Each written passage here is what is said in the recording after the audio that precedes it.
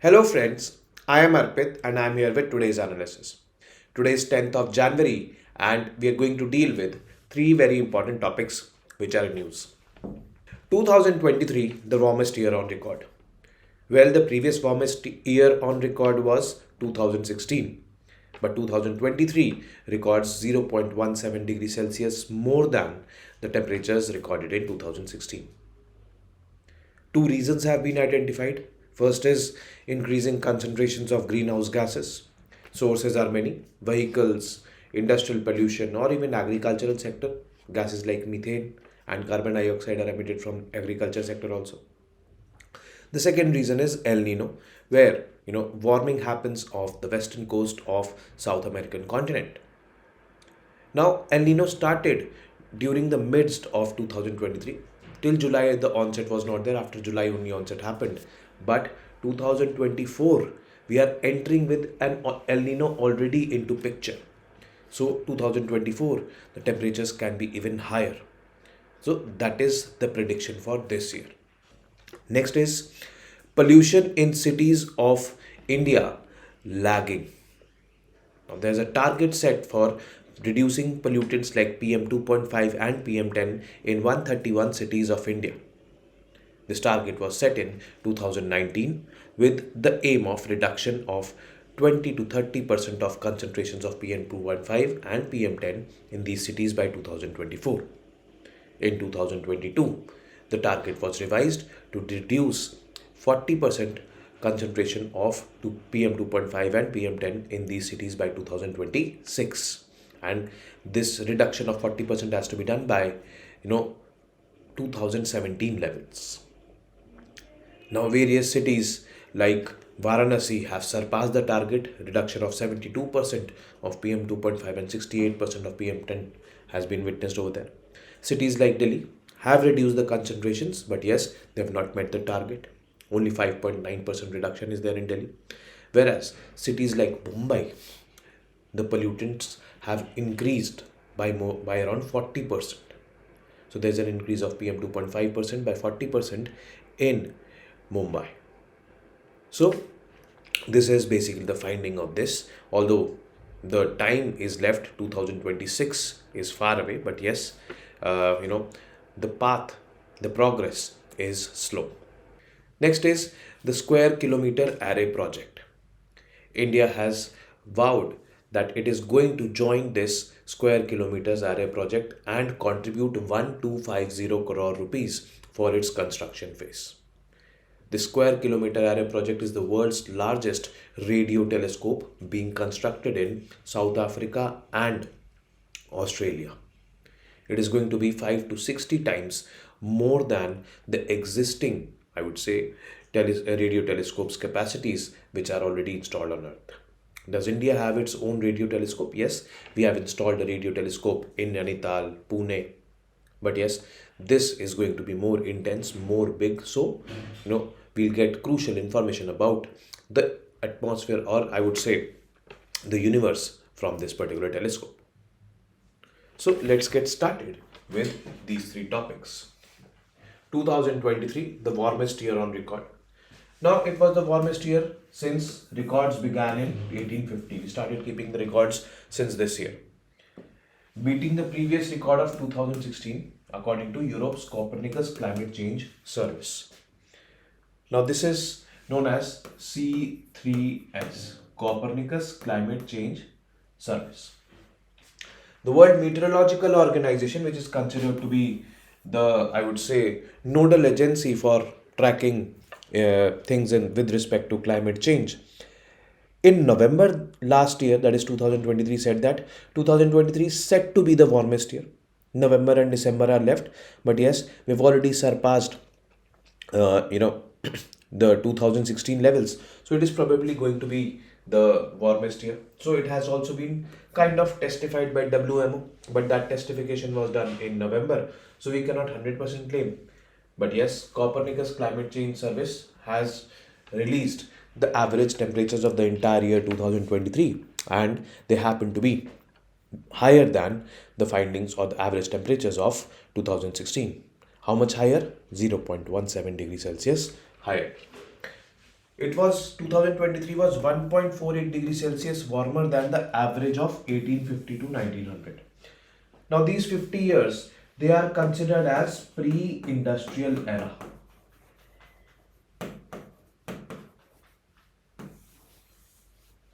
And we have learnt about it earlier also, because in Paris Agreement, which was signed in 2015, the goal set was कि भाई 1.5 degrees Celsius or 2 degrees Celsius. To be modest, 2 degrees Celsius. To be more ambitious, 1.5 degrees Celsius target should be kept. Now, what is this 1.5 degrees Celsius or 2 degrees Celsius target? By the year 2100, means by the end of this century, the global average temperatures should only exceed by 1.5 degrees Celsius of the average temperatures of pre-industrial era. Now let's suppose the average temperatures of pre-industrial era was X degrees Celsius. So in 2100, the average temperature should be X plus 1.5 degrees Celsius. This is what was set in Paris Agreement 2015, COP21. But you see, 2023, 1.48 degrees Celsius warmer. So 2023's average temperature is X plus 1.48 degrees Celsius. 0.02 degrees Celsius less than this 1.5 degree goal. And this 1.5 degree Celsius target has to be achieved in 2100. I would say 77 years from now. So this is actually alarming, and this 1.48 degrees Celsius was 0.17 degrees Celsius warmer than 2016. Now temperature rise above pre-industrial levels. You see this chart. This is 1850 year, and from then how the temperatures have performed, and you can see this red dot after 1950, that is 100 years down the line. It has started increasing the global average temperatures, and now exponentially increased after 2000s. Now here, this rise is due to increasing concentrations of GHGs, that is greenhouse gases. So 1.5 degrees Celsius, this is 1850's temperature is 0, the X, let's suppose. From the X, we have to exceed 1.5 degrees Celsius. Now this is basically annual averages since 1967. So 1970, 80, 92. So here also we can see that it has been increasing, and majority of the increase you will see over here post 2000, which clearly signifies that the global average temperatures are rising, and there are multiple consequences of this warming. Extreme weather events, one of them, and which is, I would say, impacting the most nowadays. Now, in 2023 also, since it was the warmest, so extreme weather events around the world happened. Heat waves, floods, droughts, wildfires. Heat waves in Europe. Europe was witnessing temperatures like 40 degrees Celsius and all.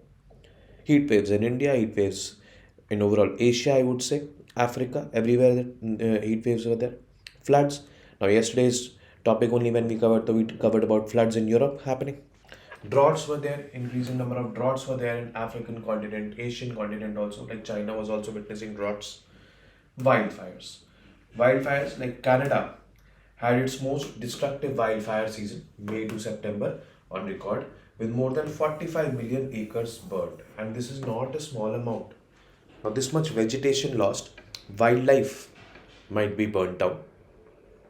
So this is basically what is happening due to this increasing in temperatures. Now the day by day record in 2023. Now this is something which is more alarming, but yes, we need to study it in a balanced way. 2023 marked the first time on record that every day within a year exceeded 1 degree Celsius above 1850 to 1900 marks. Means the 365 days in 2023, when compared to the 365 days of all these 50 years. So the temperatures of every day was at least 1 degree Celsius higher than the temperature of every day in these 50 years.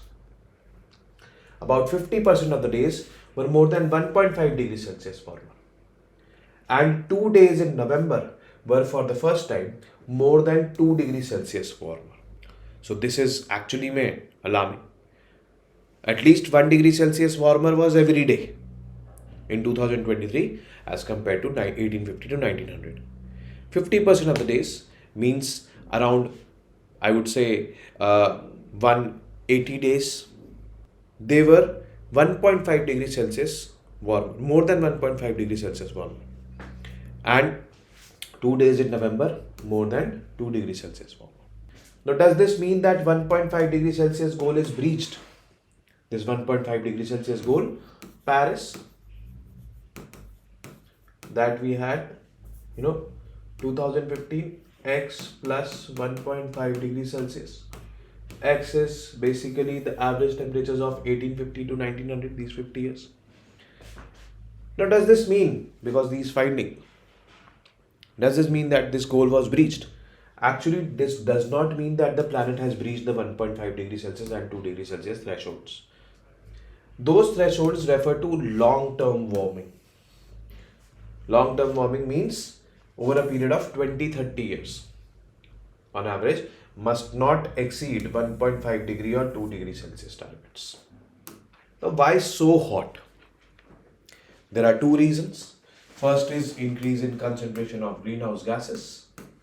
In 2023, greenhouse gas concentration reached the highest levels ever recorded in the atmosphere, according to Copernicus climate change studies and the Copernicus atmosphere monitoring services. Carbon dioxide concentrations in 2023 were 2.4 parts per million higher than in 2022, and methane's concentration were 11 parts per billion more than in 2023. So this is the rising carbon dioxide, this is the rising methane levels, and methane is considered to be a short-lived climate pollutant but very effective, the most effective. This is very dangerous. Carbon dioxide is maximum, I would say, presence of any greenhouse gases. If it is there, it is carbon dioxide, but it is not so potent as methane. So we need to understand it this way. The problem is that the concentration of both these gases are increasing, and in 2023, concentration of CO2 2.4 parts per million more than 2022, and methane 11 parts per billion more than 2022. The second is El Nino. Now, the previous warmest year on record was 2016. That was also an El Nino year. Okay. Actually, El Nino started in 2015, but when 2016 started, so we entered the new year in 2016 with El Nino already in place. And similar is the condition now. 2023, El Nino started after July, and 2024 we are entering with an El Nino already there. Now, what is El Nino? This South American coast, western coast of South America gets warm, and there is this, I would say, low pressure over here. This low pressure attracts the high pressure winds which have to come to India as monsoon and in Asia as monsoon. Generally, El Nino years are basically dry years for this entire region, that is Asia. Africa is also impacted by it. The, I would say, subtropical portions of Africa, in the subtropical and tropical portions. In the equator, the rainfall is there every day, no doubt about that. But yes, in these regions, rainfall is less. So, 2016 was also an El Nino year, 2024 also an El Nino year, 2023 El Nino started. So, it contributed definitely in raising the temperatures, but not that much, where it can contribute in 2024 because the entire year will face El Nino conditions. Now, this year in India, we can experience less rainfall due to El Nino conditions. Now, what to expect now? Scientists have suggested that 2024 could be warmer than 2023. Typically, in the past few decades, very hot years have been the ones that began with an El Nino state already there. And 2024 is such a year. Now, to El Nino, this El Nino did not set in until July, which means that it wasn't the primary reason behind the abnormal heat. Only after July last year, El Nino set in.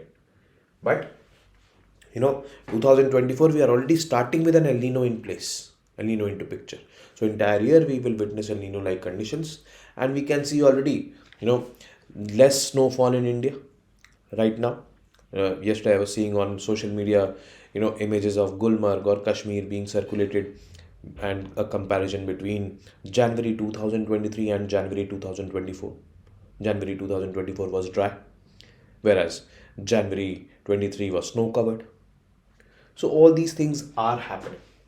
It is also possible that the next year may surpass the 1.5 degrees Celsius warming threshold. And WMO, that is World Meteorological Organization, has already said that there are 66% chances that from 2023 till 2027, there would be at least one of the years which will surpass 1.5 degrees Celsius mark. This year was X plus 1.48 degrees Celsius. We are expecting 2024 to be warmer than 2023. So definitely there are more chances that it will surpass the 1.5 degrees Celsius threshold set under the Paris Agreement. Next is pollution in cities of India. Most cities are lagging. Now in 2019, we identified around 131 cities which were not meeting the National Ambient Air Quality Standards. National Ambient Air Quality Standards require the pollutants to be within the permissible limits, particularly pollutants like PM 2.5 and PM 10. PM stands for particulate matter. So PM 2.5 is basically the diameter of that particulate matter is 2.5 micrometers, and PM 10, the diameter is large, it is 10 micrometers. Now, PM 2.5 is more dangerous than PM 10 because it is small in size and has the capacity to penetrate deep into your lungs when you breathe in. So it is very important to keep them under permissible limits. And that is why the government of India chalked out a plan in 2019. That plan was known as National Clean Air Program. Rupees 9631 crore were allocated for it, being implemented in 131 cities which did not meet the National Ambient Air Quality Standards. Now, as a task, you guys have to find out that what are the permissible limits of PM 2.5 and PM 10 as per National Ambient Air Quality Standards. Or I simplify it, that what should be the concentration of PM 2.5 and PM 10 in the air which are considered safe for breathing according to National Ambient Air Quality Standards. This is very important. You should find it out. A hint is that I've already covered this in November. Okay, but you can Google it instead of going to the old videos. You can Google it and find it. Now, the problem is that in major cities of India, the concentration of pollutants like PM 2.5 and PM 10 has to be reduced, but it seems unlikely as of now. Now, according to the National Clean Air Program, how much reduction has to be done? Now, this was initiated in 2019, this particular program, National Clean Air Program. And in 2019, we kept a target that we should be reducing the concentrations of PM 2.5 and PM 10 by 20 to 30%. By 2024, we have to achieve it. And 20 to 30% of 2017 levels. Targets in 2022 were revised because we were seeing that the cities are not doing enormous progress. So we thought of this strategy that, give them higher targets, at least they will be somewhere. The philosophy was aim for the stars, at least you land upon moon. So we kept that in mind and we revised the targets. In short, we increased the targets. The new target were aiming reduction of concentration of pollutants by 40% by 2026. So earlier we had to reduce 20 to 30% by 2024. Now we have 40% by 2026 of the 2017 levels. But the Indian cities are not performing. Now let us see the current status, how they are performing. 49 cities out of 131 cities, the data is available. This is the first, I would say, challenge. Now, of these 49 cities, only the data of the last 5 years is available. Data containing concentration of PM 2.5 and PM 10. And of these 49, 27 of them have shown reductions. This is some good news because more than 50% cities have shown reduction. But how much reduction? That is something which has to be questioned, and the answer to this question is very less reduction. Now, some cities have shown reduction, meeting the targets like Varanasi. This is good news. 72% reduction in PM 2.5 and 68% in PM 10. Apart from it, cities like Meerut and all have also performed well. Some cities have shown reduction without meeting the targets. Means reduction is there, but yes, reduction is very less. 5.9% reduction in PM 2.5 levels in Delhi. I'm very happy to see Delhi's name over here. Chalo, reduction hai. Reduction is there, but it is not meeting the targets. So we need to intensify our efforts in further reducing PM 2.5 now. Some cities witnessed an increase. Now this is something disturbing, and cities like Mumbai, 46% rise in PM 2.5 and 38% increase in PM 10. October, November, at the time when the Cricket World Cup was going on, there was a match between South Africa and England. The pollution levels were very high, and one player from South Africa, I saw that match. He played a phenomenal innings, but yes, he scored a century. But before scoring a century, he was not able to run, and he is one of the fittest players. Talking about Henrik Klaassen. And that would be attributed to the rising air quality standards or deteriorating air quality standards or rising pollutions in Mumbai. A lot of construction is going on in Mumbai. So when construction is happening, the PM 2.5 and PM 10 concentrations, they increase. So that is something which is disturbing over here. And the last topic for today is the Square Kilometer Array project. Now it is there that India is going to get a full member status of Square Kilometer Array project. Now India was there contributing in tits and bits earlier, but yes, becoming a full member would require that we enter a treaty. We also will have financial obligations towards building that project because that project is a collaborative project of many countries, and hence India has pledged 1250 crore rupees in the initial part for building that project. Now what is going to be the significance for India if India becomes a full-time member? India will have access to unparalleled information which this radio telescope will gather. And this radio telescope is 5 to 60 times stronger than the already existing radio telescopes on the planet. Is there any radio telescope existing in India? Yes, there are. Nainital, Pune. But yes, they are weak as compared to this upcoming Square Kilometer Array project. Now what is SK? We will see it is an international scientific collaboration working to build the world's largest radio telescope. It will be located in Australia and South Africa. 2 places it will be located. Both are in southern hemisphere. Now the other day when we talked about ExpoSat, that observatory which India has launched will be placed in above 650 kilometers from the earth. It will be capturing X-rays, polarized X-rays. And on that electromagnetic spectrum, we saw X-rays is such an electromagnetic waves which is having very high frequency and low wavelength. And radio waves are those electromagnetic waves which are having high wavelength and low frequency. These radio telescopes are this Square Kilometer Array project is going to capture the radio waves coming from the universe. And according to those radio waves, a lot of things can be discovered that, about the universe. So it is there. What has been India's involvement so far in this square kilometer array project?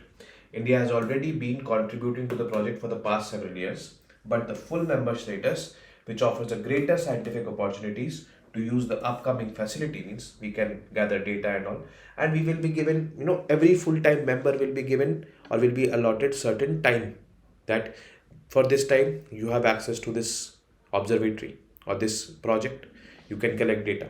Our time gets over, the next full-time member comes in. So it is like this. It requires countries to sign and ratify an international treaty. If you want to become a full-time member, you have to sign a treaty, and also makes a financial commitment.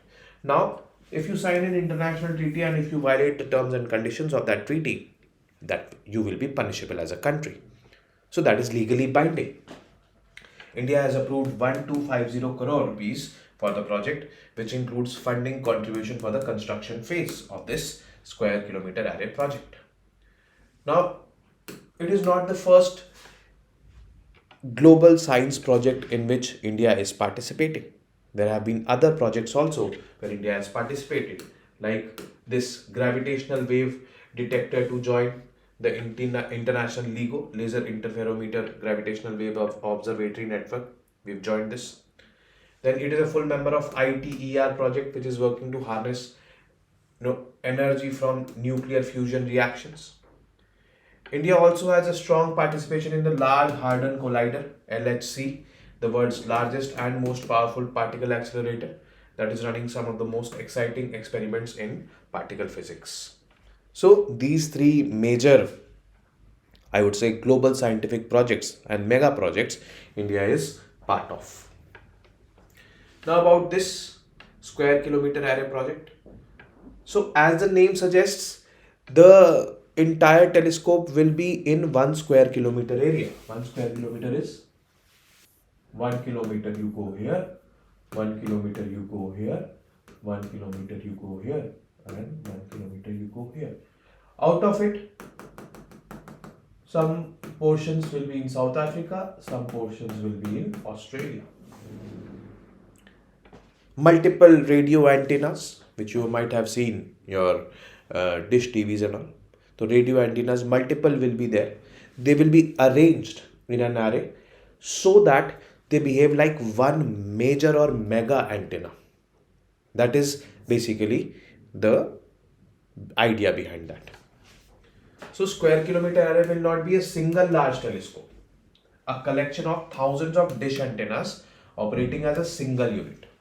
So they will arrange an array in such a manner that they will operate or behave like a single unit. The name square kilometer array comes from the original intention to create 1 square kilometer or 1 million square meter of effective area of collecting radio waves from the universe. But now, as per some reports, this entire 1 square kilometer area, this telescope is finding difficult to cover. So it will be, the effective area covered by these radio antennas will be less than 1 square kilometer area. But the name remains the same, that is square kilometer array. The name has not been changed. Now, this was meant to be achieved by installing thousands of smaller antennas in a specific array design that would make them function like a single radio telescope. That is the main idea behind that. Now, once operational, SK would be between 5 to 60 times more powerful than most advanced existing radio telescopes functioning in comparable frequency ranges on the planet. So, obviously, it is going to be the most powerful radio telescopes in the world. And with this, we have ended today's session. I will be meeting you tomorrow now with more such informative news pieces. Till then, you guys keep studying, keep reading, keep writing, and most importantly, keep revising. Namaste. Jai Hind.